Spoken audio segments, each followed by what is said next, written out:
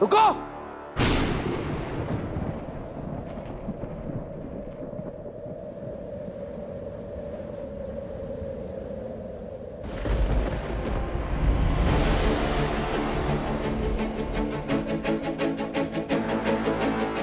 तुम यहां क्या कर रही हो?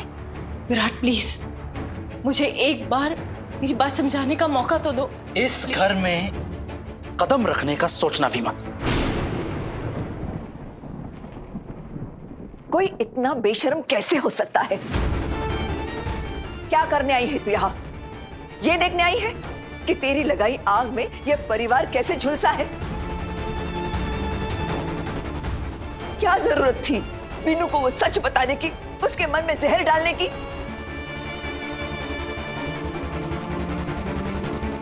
एक पल में उसकी जिंदगी वीरान करने की, और इतना करके तेरा दिल नहीं भरा जब हमारी दहलीज पर आकर खड़ी हो गई है?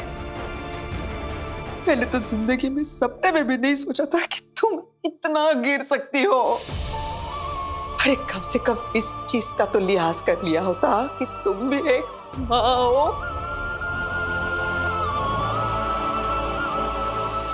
हमने हमारे बेटे को तुम्हारे पास इलाज के लिए भेजा था, लेकिन तुमने तुम्हारी हरकतों से उसको अंदर से भी तोड़ दिया। हमें लगा था कि तुम उसकी तकलीफें दूर करोगी, लेकिन तुमने उसे इतना गहरा जख्म दिया, जिंदगी में नहीं भर पाएगा। हमारे लिए तुम्हारे दिल में इतनी नफरत थी जो तुमने एक मासूम के दिल में इतना जहर घोल दिया।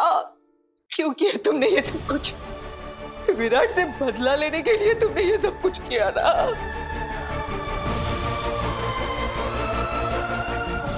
आपके मन में जो आ रहा है आप वो बोल रही हैं। मैम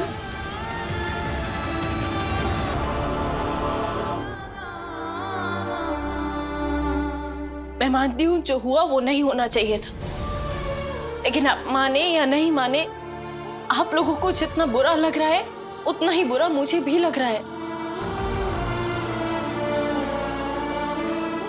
लेकिन प्लीज आप ऐसे बेबुनियाद बेकार के इल्जाम मत लगाइए मुझ पर। ये एक हादसा था, मैंने विनायक को कुछ भी जानबूझ के नहीं बताया है, और क्या हुआ वो मैं विराट को बता चुकी हूँ, और आप लोगों को वही बात समझाना चाहती हूँ। अगर आप लोग मुझे अंदर आने देंगे तो मैं समझा पाऊंगी। और देखिए जो कुछ भी हुआ है उसे मैं बदल तो नहीं सकती, लेकिन हाँ उसे सुधारने की कोशिश कर सकती हूँ। इसलिए प्लीज मुझे एक मौका दे दीजिए।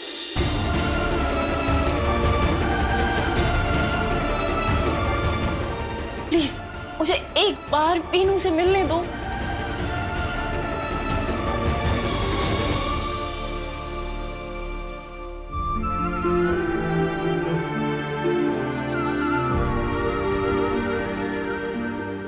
पत्रलेखा भाभी, वो सही आई है।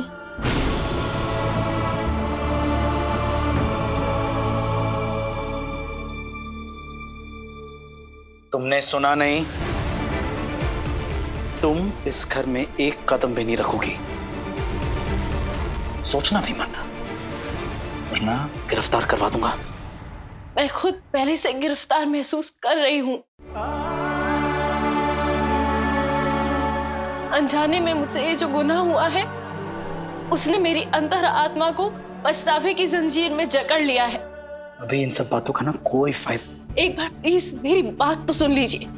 जिस दिन आपने मुझे बताया था कि आपने विनायक को गोद लिया है, मैं उसी दिन आपको कहना चाहती थी कि आपको ये बात विनायक को बता देनी चाहिए।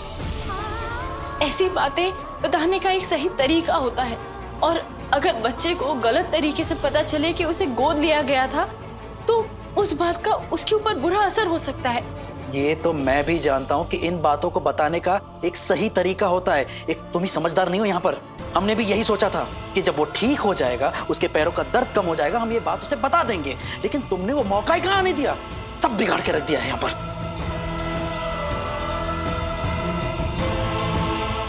तुम ना प्लीज अपना ये प्रवचन बंद करो और चली जाओ यहाँ से। जितनी तबाही मचानी थी ना तुम मचा चुकी हो। प्लीज जाओ यहाँ से। आपकी नाराजगी, आपका गुस्सा मैं सब समझती हूँ। आपको मैं आपकी गुनहगार लगती हूँ। आप मुझे सजा दे दीजिए। आप चाहे तो मुझे गिरफ्तार करवा दीजिए, लेकिन प्लीज एक बार एक बार मुझे वीनू से बात तो करने दीजिए। देखिए, मैं उसकी डॉक्टर हूँ, वो मुझ पर भरोसा करता है। मेरा यकीन कीजिए, वो मेरी बात जरूर समझेगा। एक बार मुझे कोशिश तो करने दीजिए। पत्र लेखा, क्या कर रही हो तुम?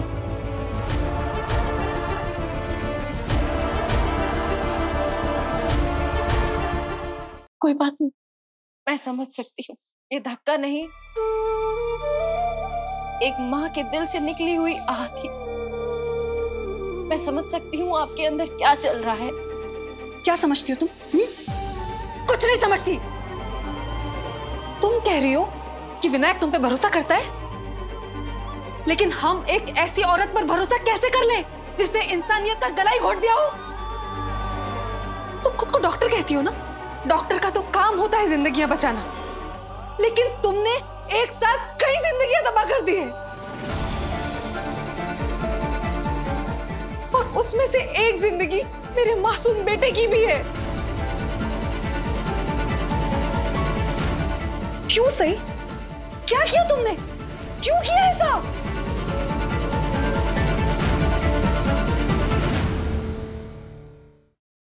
जब रिश्तों की जमीन पर जब झूठ और धोखे के बीज बो दिए जाते हैं ना, तो नफरत और दूरियों के ही पेड़ उगते हैं। और तुमने हमें हमारे बेटे से ही दूर कर दिया। सही, जब से तुमने उसे वो बात बताई है ना, वो बस रोए जा रहा है। उसने ऊपर खुद को बाथरूम में बंद कर लिया है। वो हमसे बात करना तो दूर, हमारी शक्ल तक नहीं देखना चाहता। बार बार बस हमसे एक ही सवाल पूछ रहा है कि उसके असली माँ बाप कौन है। उसके असली माँ बाप ने उसे खुद से दूर क्यों कर लिया? उसके असली माँ बाप ने उसे स्वीकार क्यों नहीं किया? आज मेरा बेटा वो खुद से नफरत करने लगा है, सिर्फ तुम्हारी वजह से।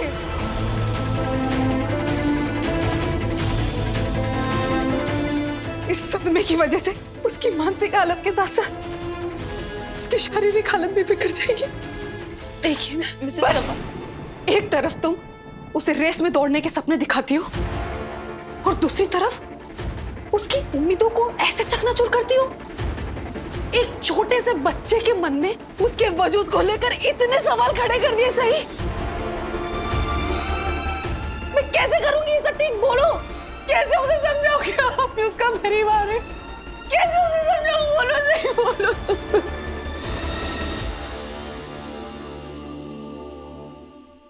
मैं आपका दर्द समझती हूँ मिसेस सवान। आप और मैं एक दूसरे से भले ही बहुत जुदा हूँ, लेकिन हम दोनों में एक समानता है। हम दोनों के सीने में एक माँ का दिल धड़कता है। इसीलिए एक माँ दूसरी माँ से विनती कर रही है, प्लीज मुझे एक बार विनायक से मिलने दीजिए। देखिए, मैं डॉक्टर हूँ, मैंने ऐसे केसेस देखे हैं। मेरी बात का यकीन करिए, इस वक्त विनायक को इस परिवार के किसी भी सदस्य पर भरोसा नहीं है। इस वक्त विनायक को यही लग रहा होगा इस परिवार के हर सदस्य ने उससे झूठ बोला है। अभी वीनू का आप सब पे से भरोसा उठ गया है, और उस भरोसे को दोबारा जीतने में ना थोड़ा वक्त लगेगा। लेकिन मैं वीनू की डॉक्टर हूँ, वो अभी भी मुझ पे थोड़ा भरोसा करता है। प्लीज एक बार मुझे उसे समझाने की कोशिश करने दीजिए। वीनू का तो पता नहीं, लेकिन हमें तो तुम पर रत्ती भर भी भरोसा नहीं है। अब मेरा बेटा कब ठीक होगा ये नहीं जानते हम। कभी ठीक हो भी पाएगा या नहीं ये भी नहीं जानते हम। तुम्हें उसके आसपास भी फटकने नहीं दूंगा। आखिरी बार विनती कर रहा हूं, चली जाओ यहां से। तुमने विराट सवान का गुस्सा देखा है ना? एक बाप का गुस्सा ना देखो तो बेहतर होगा। प्लीज।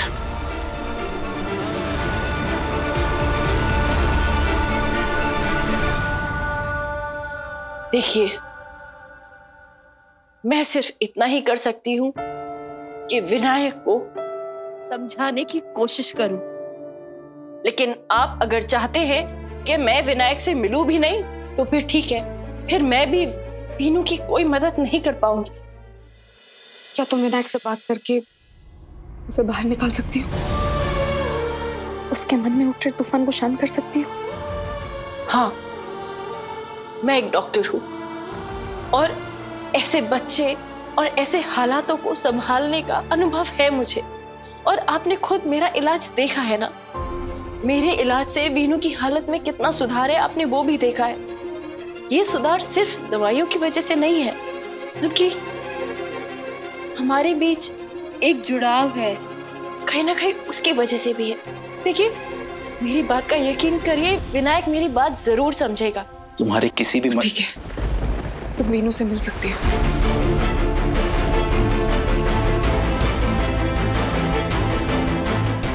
ये क्या कह रही हो तुम पत्रलेखा?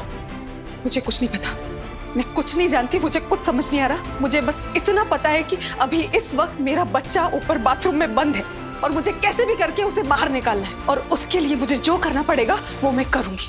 पत्रलेखा, आग से आग नहीं बुझती। तू एक परेशानी खत्म करने के लिए दूसरी परेशानी को न्योता दे रही है। अगर ऐसा ही चलता रहा तो ये लड़की हमारी जिंदगी से कभी नहीं जाएगी।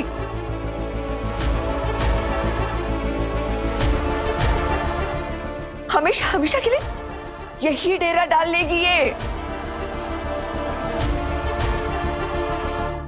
जिस दिन विनायक अपने पैरों पे खड़ा हो जाएगा, रेस जीत जाएगा, उस दिन मैं आपका घर क्या, ये शहर छोड़कर चली जाऊंगी।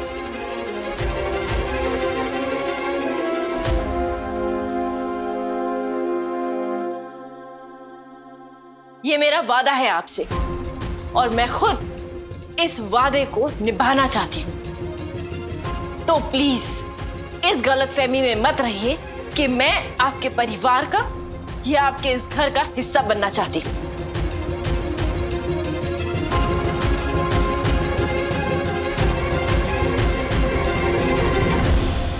क्या मैं अब जा सकती हूं अंदर?